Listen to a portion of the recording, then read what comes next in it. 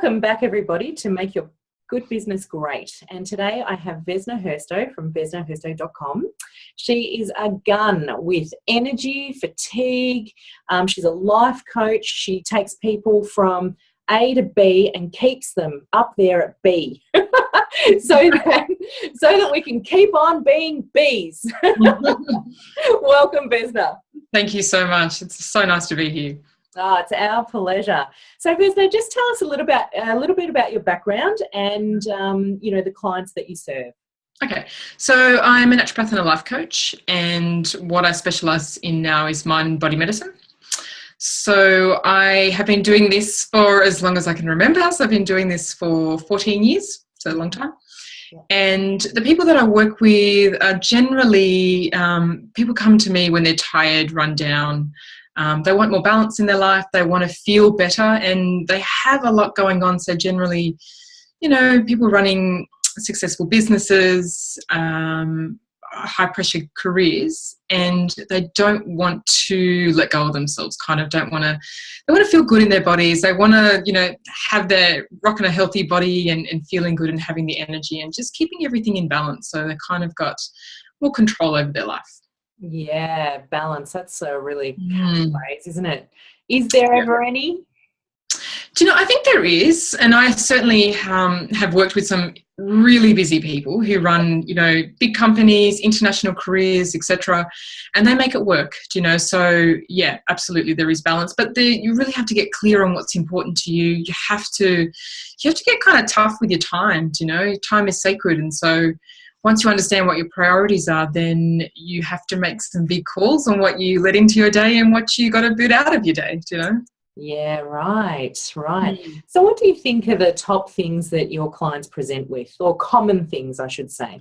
Okay, so I generally find really sacrificing themselves for their business or their career. So really finding that they feel there's no me time, there's no personal time. It becomes almost, a little bit resentful because they don't have that space for themselves to do the stuff that really kind of nourishes them, kind of lights them up, makes them feel themselves again, just feel happy within themselves.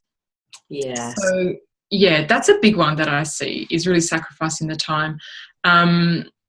And other symptoms you want? Yeah. Well, actually, just before you go into other symptoms, do you think that that's, a person has started their business, they've just gone, flat out for a couple of years. Yeah. Then they experience that bit of, burnout and time's not their own, and then they come to you? Yes, pretty much. Yeah. So once they've already kind of, they've hit the ground running with their business, they made it quite successful, and they're like, okay, I can't maintain this pace, and it doesn't feel right anymore to maintain that pace. And they find it hard to let go. They find it hard to kind of pull back. Yeah. It becomes a habit. There's a lot of fear associated with kind of taking your foot off the gas. Is it all going to just fall apart and stuff like that? So really creating new positive habits and a new way of thinking about it, so being able to kind of step back and let go. Yeah. I can see that, amongst my other solopreneurs or, small business people that I do service as well. We all have that bit of fatigue. Yeah, absolutely. I remember starting my business, like when I first started my clinic. Yeah. It was just, you do everything. You're the naturopath, you're, the dispensary manager, you're the secretary, you're the everything, your bookkeeper, and so it's exhausting. Yes. And so what sort of tips, do you give those people who are experiencing a bit of lackluster and burnout and, what am I doing all this for? Yeah.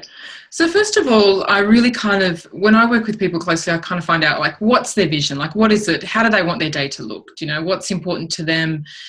How much free time do they want to have in a day or in a week, and what are they going to do with it? So really about what is the motivation here? What's the drive? So getting quite very clear on that, so you know what direction you're heading into. And then second, I will send my clients to get some blood testing done. And so I would just recommend anyone listening to this, go to your GP, get a checkup, get your full blood count, get a cholesterol check, get your blood pressure checked. Women, get your iron checked, things like that, just to really see where you're at. Vitamin D is also a really important one, just to kind of get an idea of what your starting point is from there.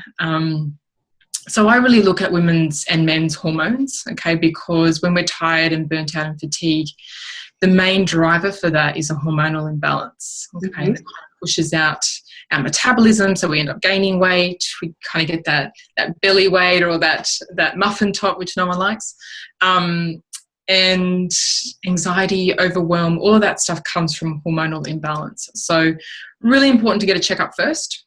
Right.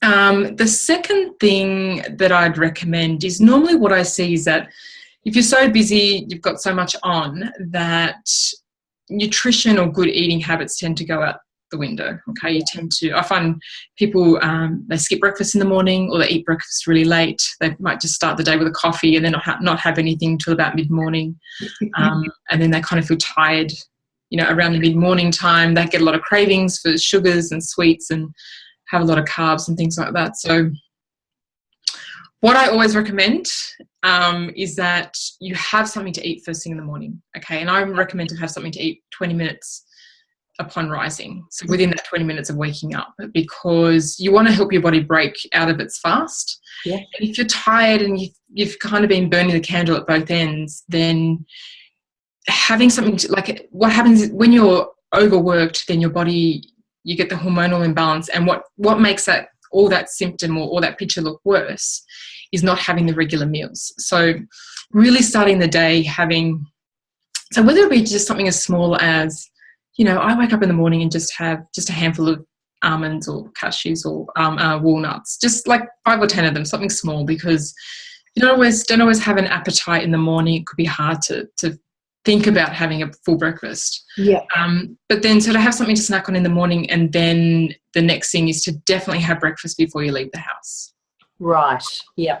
Yeah. And having a proper balanced breakfast, things like I recommend is, like a good oats, which is high in protein and fiber, mueslis, which don't have dried fruit or anything in it. It's not lathered in honey or anything like that, but are really just kind of whole grain, plain, but you could have, you could kind of mix up your own. You could do coconut and nuts and different seeds and stuff in there. Put some yogurt, put some fresh fruit, put some almond milk, whatever it is. You could do eggs in the morning with some veggies, or there's so many different things. Gluten-free toast with egg, you could do like a French toast, just to make it a really whole breakfast in terms of protein, carbs, and good fats in your diet. Yeah, great. Then you're ready to get out there and start the day. So if you're not starting your day like that, you're going to end up draining the body more. Yeah. And feeling more tired by mid-morning. And so generally what I see, people feeling they need another coffee, they want maybe a muffin or a biscuit with that coffee because they're tired, and they've got the cravings setting in. So diet's really key. I recommend eating every 3 to 4 hours. Okay, so if your intensity is pretty high at work, you need to keep your blood sugar level stable. And that'll help to feed our adrenal glands. Our adrenal glands sit just above the kidneys, and they pump out a lot of energy for our body. Mm-hmm. And we want to take the pressure off the adrenal glands because there's so much on it when we're stressed and busy. And so eating every 3 to 4 hours allows our body to use our food as fuel. It also helps our body to use our body fat as fuel. Okay, so, when I talk about using body fat as fuel, I'm not like... A lot of people look at it from a weight loss perspective, and it's absolutely true. So obviously you want to burn off body fat to lose the weight, but using body fat for fuel is our highest source of energy. So body fat gives us very high energy that lasts all day long. Okay, so it's really the state that we want to be in. So sitting at our desks, because, a lot of us are office bound these days, going from meeting to meeting, so just having some small snacks along the way so that we can keep that fuel going in without having in your desk. Like I tell my clients, put something on your desk, put a jar of nuts, put some, protein treats in your drawers or whatever, or in your bag, in your handbag. Like if you're moving from meeting to meeting or office to office, have it in the car, have it wherever you go. So you've got no excuse to miss out on the snack, to be hungry and not have something there. Just be prepared. Yeah. I think that's one of the biggest keys, isn't it? And it's almost too hard for a lot of us to be prepared. Do you know what I say to my clients? Like, just do a big shop every week and just get everything that you need and just have it stacked in your pantry, take it to work with you. Just do that planning one afternoon a week. Yeah. You know, instead of making it a daily thing, I've got to go now to the shop and get something, you know, to snack on during the day. Just prepare that week in advance. Yeah. One thing I do, you know, I have kids as well. The viewers don't know that yet, but, you know, kids as well, is, you know, chopping vegetables up, you know, they last 3 days. So I just do a big chop and I put them in a container and then we take them out and it's just done. Yep. Yeah. Yeah, look, whatever you can do to you know, buy yourself some time and make it really easy for you to eat well, then do it. You know, whether it be, sometimes I'll tell my clients, you know, just whatever you have for dinner, you know, take the leftovers for lunch the next day. Yeah. Do a big batch, you know, one night for dinner and put some in the freezer, you know, and take it, you know, in the next couple of days or something to work. So looking for different ways just to make it easier. Like, it doesn't have to be complicated. Yeah, that's right. I think actually, you know, the dinner the next day is a great one. It's just done, it's sorted. Yeah, and sometimes I say for breakfast, if you don't have time, like, you could make like a bircher muesli. So I get my clients to just soak the oats in some water or some almond milk, whatever you want to put it, and put it in the fridge. Mm-hmm. Put some nuts and stuff in there. So in the morning, all you have to do is pull it out and just scoop it into your bowl and add some yogurt and milk, and it's done, you know. So there's less prep time. And really, it's about, you know, yes, there is a bit of prep time and a bit more organisation, but really it's about the added energy all day long. Yeah, exactly. So, you know, yes, there's a bit more time to take, but, you know, we're better in the long run. Exactly. So when I first talk to a client, the first thing I do is really look at getting there some quick wins with their energy, because when people come to see you, they want to feel good. Everyone wants to feel good pretty quickly when they're doing changes. Yeah, like right now. So do I. I'm the same, right? In my business, I want to see some kind of change pretty quickly. It's not always the case, but for energy, that's something that you can change fairly quickly, do you know? So when I look at their diet, I really look at making those tweaks to having foods at a certain time, combining foods in a different way so they feel more energy within that week. Do you know, it's what my clients normally say is like, just those tweaks, they'll feel like they'll double their energy. Yeah. In a short time. So that's important. So diet really is a key for energy, and it does take a little bit of, you know, planning, a little bit of preparation, but it's for the benefit of energy, vitality. It'll buy you time, because as you work faster and better, you know, you're obviously going to have more time in the end. Yeah. Actually, I've got a really great tip for the viewers, which is yesterday, you know, was the weekend, and I had an espresso martini at 4:30 whilst at the movies in gold class, as you do. Nice. And that was great for my energy, Vesna. I was still pumping at midnight. I don't know why that is. The caffeine doesn't give you real energy, I'm afraid. It actually takes away your energy. Mixed with whatever is, you know, in a martini. But I was still wired at midnight. So I find that, I love my coffee as well. And I had an espresso martini a week ago. It was beautiful, but it was so strong. Like, I actually was sitting there thinking, wow, I'm just totally buzzing off this cocktail. So what I tend to notice in people who are busy and kind of burnt out or run down or just kind of burning the candle at both ends is that they start their day with coffee and they end their day with wine. Do you know, they need the wine to unwind, or some kind of alcohol. Yeah. That becomes a pattern. So that's just indicates that the body is unable to kind of get started in the morning and unable to relax at night. So really needing to rebalance the body. They're signs of, you know, they're actually a symptom of fatigue. Yeah, great. I'm sure a lot of people can really resonate with that. Yeah. I don't do espresso martinis every night. Not at all, actually. And so, you know, what are some other common problems or, you know, challenges that your clients have, Vesna, on a, you know, week-to-week basis? So I think the next thing that I see is kind of I'd say anxiety and overwhelm is probably the second biggest one. Yeah, great. So feeling kind of overwhelmed with everything that they have to do. Their headspace is, you know, their mind's just going a million miles an hour with, you know, their to-do list, their mental to-do list. And it really slows them down. So I don't know if you notice that when you're anxious, it's really hard to get a lot of work done because You're thinking about all the other things that you need to do. And, you have to be quite clear and quite, or have a lot of clarity in your mind in order to be quite productive.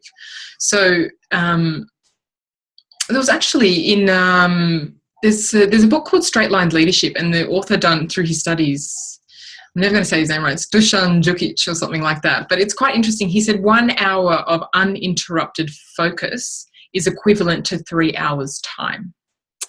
Wow, yes. Whereas 3 hours of interrupted focus is equivalent to 1 hour of time.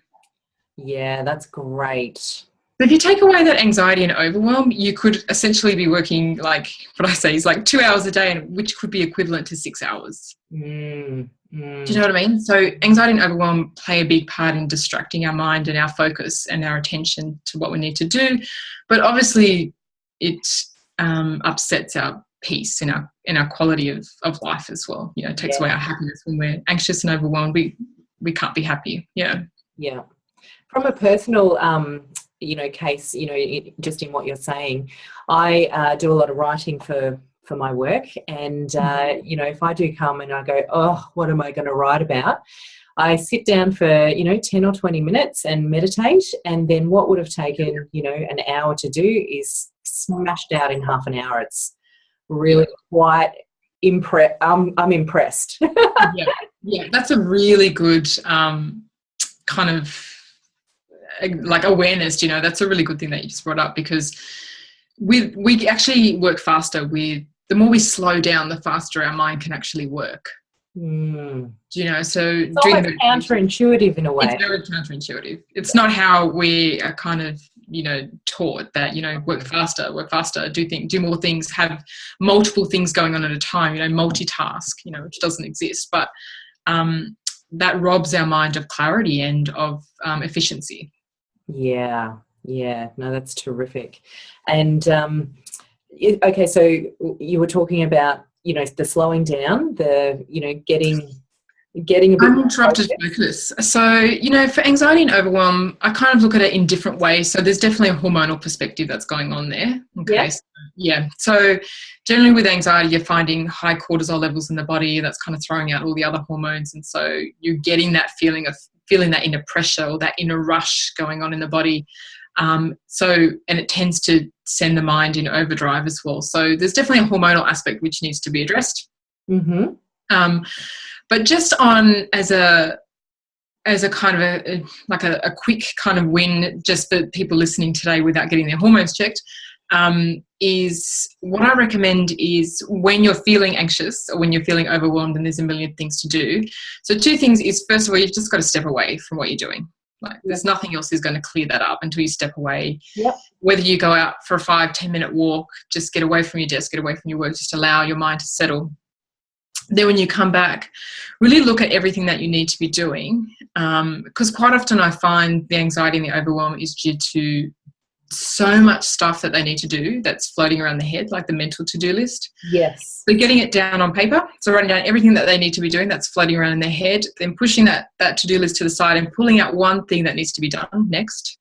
And I just write it on a Post-it note. The only thing that I need to do right now is this. That's it. That's all my brain can process. Doesn't want to process any more than that. And so I just look at that one thing. I finish that, then start on the next. Okay, and you'll find that you'll actually work a lot faster doing it that way than starting this, starting that, and not finishing anything. Yeah, it's great. It's great because we have so many distractions at the moment as well. Emails, beeps on our phone, the works, isn't it? You know what? I tell my clients, shut your email down. Do you know? Pick certain times in the day when you want to check your email, because it's such a distraction, especially if you're writing. I don't know, if your work's quite creative or, everyone's work's creative. We've all got to solve problems. It's quite distracting when you're working on something and then an email comes through and it takes your focus. You've lost your train of thought, So I recommend switching off email, checking a couple of times a day, having your phone away if you're working on something quite deeply, and really kind of creating a space for you to work quite deeply. And focused. Yeah, uninterrupted focus. Uninterrupted focus. That's great. That is great. With snacks at hand only.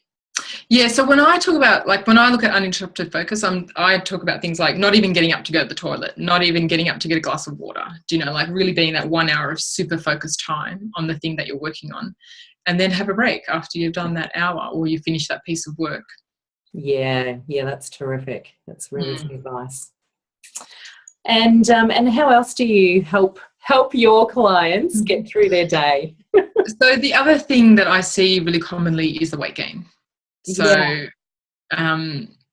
generally because the way I work with people is like, I really need to get an understanding of what's happening on a physical level. Yep. Okay, so understanding where their hormones are at, what their nutrition's like, what's happening in different systems of the body, which could be affecting their energy and the vitality, causing them to gain weight or making it hard for them to lose weight.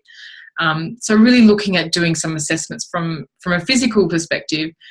But, really, I'll come back to the weight gain piece, but from a lifestyle perspective as well, really creating more balance and more space in their life so they can have more time for themselves without, feeling guilty or anything like that, to create more boundaries so they can have that kind of sacred space, and just having a proper schedule together. It's really kind of basic stuff, but it really makes a massive difference to the amount of time that people have. Can they really get clear on what's important and start creating a proper structure around that?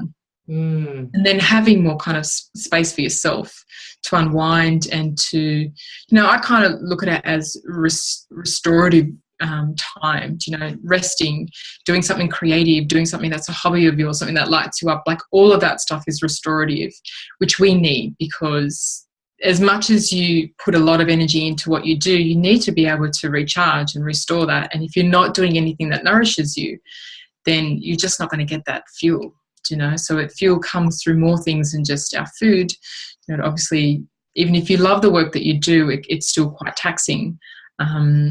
So really looking for the stuff that's totally non-work, that's just so restorative for you and so nourishing and kind of nourishes you on an inner level, on your absolutely the stuff that lights you up again, because it's so easy when you have your own business that is all your life becomes, is just and no denying it.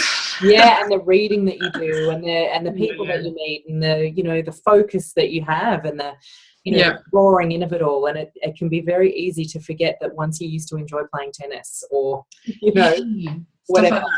Totally agree. Like, I find, like, now, for instance, today I'm actually going to go hit the mountains and go for a walk, and go for a nice long kind of walk in nature. But I find when I've gone pretty full out for a while and the pace has been pretty high, I get to a point where I just don't have any ideas left. Like, I'm just kind of like, I don't know what to do next. And so that's the time for me to go, I need to step out. I need to, spend the day in nature, spend the day with friends, whatever it is. Yeah. Which speaks back into what you said earlier, the hour of focus, focus gives you that, the ability to get through your work quicker. And, and then to spend that, that other time, free time, to allow everything to bubble up so that we do have fresh ideas. They don't just come in the shower, do they? That's the only time that we actually have a moment. It's so funny. I don't get that many ideas in the shower, but I certainly do when I'm outside in nature. And when I exercise, I get a lot of ideas. But everyone's different. Yeah, the blood pumping. Yeah. And Vesna, is there any other tips that you want to give just in closing to our viewers today? The one thing I didn't really talk about was the weight loss perspective thing, or the weight gain. So that's right. We all want to know about that. Yeah, everyone wants to know about that. So I really look at it. So if you're if you're tired, if you've got those symptoms like, fatigue, overwhelm, or feeling super stressed, and weight gain, then there's definitely a hormonal perspective going on there. So they're kind of like the three key symptoms. So what you want to do is, this is going to sound counterintuitive, but the body needs to be relaxed in order to burn body fat. Okay, so when our adrenals, our stress glands are switched on and we're pumping out heaps of different stress hormones, we're not going to be in a position to burn body fat for fuel. So we're not going to be in a position to lose weight. Okay, so it's really important that, as a kind of first key step, is that the more rest that you get, the more your body's naturally going to want to lose the body fat. Okay, and so whether it be creating pockets of space during the day to just have a little bit of downtime, get away from your desk, go for a walk outside, going to bed by 10 p.m. is really key, particularly from a weight loss perspective, because your body will burn fat while you sleep. But if you go to bed too late, then there's different hormones that kind of switch on at night, which is going to prevent you from having a good rest and then from burning body fat while you sleep. And I guess the other key area there will be nutrition, the food. And not just, it's not about cutting out calories or cutting down calories, and it's more about eating more regularly and eating the right foods at the right time. Yeah. And not to be hungry. The idea is not to be hungry, because as soon as you're hungry, your body is going to switch off fat burning mechanisms and start storing. Yep, terrific. So always having, some snacks on hand. Yes. That's we know it, and it's good to be reminded of it as well, because there's lots of different strategies out there. There is, like when and that's something I hear every day, when my clients are like, there's so many different things floating around online to try and to do this and to do it that way, and it's always different. But you really have to work with your body, and if you don't understand the cues of your body, then work with someone that can teach you that, or work with, get a better understanding, spend time trying to understand, like, when is your body hungry and when is your body tired, or when do you need to have a break, and really just listen to it, but our body speaks to us all the time, and if we're not listening, then we're going to start to feel the symptoms, and then they are generally pretty loud and clear, feeling tired, feeling anxious and gaining weight. So those symptoms are pretty clear. And they're still just trying to get our attention. Yeah, terrific. Well, I'm sure all of our viewers got a lot out of that today, Vesna. And tell us, you've been obviously in business for a long time, and what's your favourite book out there, or what's the one that's, changed your world, rocked your world? I can't think of one. Like, I would say the first book that I ever read on business that kind of rocked my world was The E-Myth. Yeah. It was a whole new concept for me, which I just pulled out not long ago again, because I thought I want to get back to that, back to the basics. Look, there's so many different books on business, and I can't even think of one that really kind of stands out to me now. But I love reading about different people, how they do things differently, how they shake things up, how they kind of break the traditional sense of business. But I'd say at this point, The E-Myth is one. Yeah, beautiful. Yeah, beautiful. That's a classic, or it's going to be a classic, I'm sure. Yeah. And who's your guru, Vesna? Oh my goodness, my guru in business, or who inspires you to to change and develop and grow? Oh wow, I have so many kind of people I class as mentors. Yeah. You don't have to have just one. You can give us a few. Okay, so I would say,